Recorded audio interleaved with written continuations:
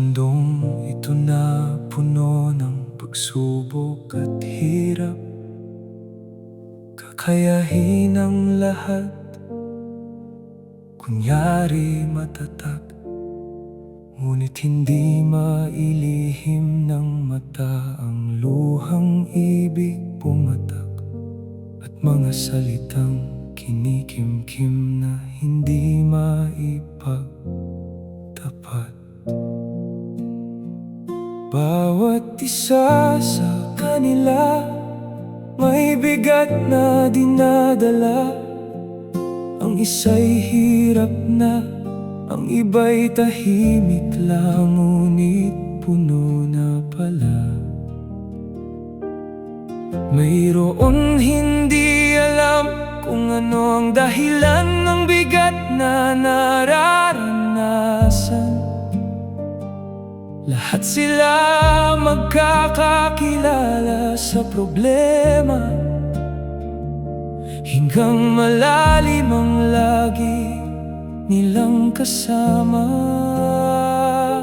Ilang beses din sinubok kanilang mga lakas, may mga gabing gising at hanap ay kausap. Bawat pinto'y kinakatok, umaasang may magbubukas, ngunit walang sumulyak kahit isang saglit lang. Titigil na lang sandali ang pagod na katawan, hingang malalim, iyon lang ang alam na paraan. Baka sakaling kayahin ang bigat na pinapasan, na hindi umaasang lahat malalagpasan. At pagsapit ng dilim sa tahimik na silid, kasama ng hinggang malalim, ihihiga na lang pagod na katawan.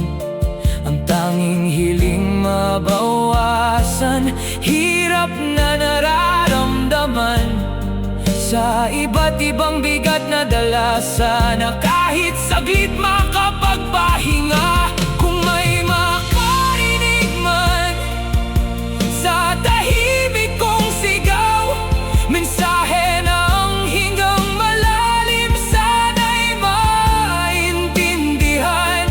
Isang tapik ko yakap, kahit sandali lang, iyon ay sapat na, at may hatid na ginhawa.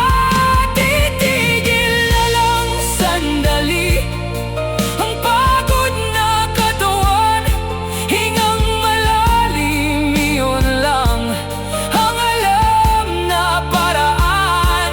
Baka sakaling kayahin ang bigat na pinapasan, at hindi umaasang lahat malalagpasan. Kung may makarinig man sa tahimik kong sigaw, mensahe ng hinggang malalim, sana'y maintindihan.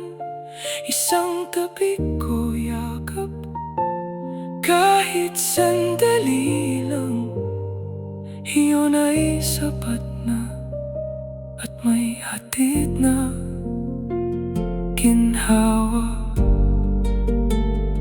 Hingang malalim, kahit saglit lang.